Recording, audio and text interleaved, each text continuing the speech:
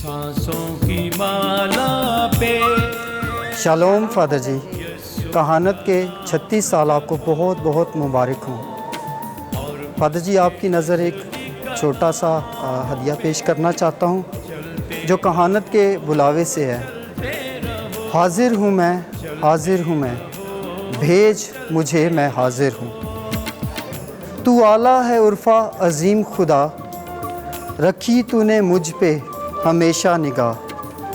पीछे गले से बुलाया मुझे, मट्टी से सोना बनाया मुझे।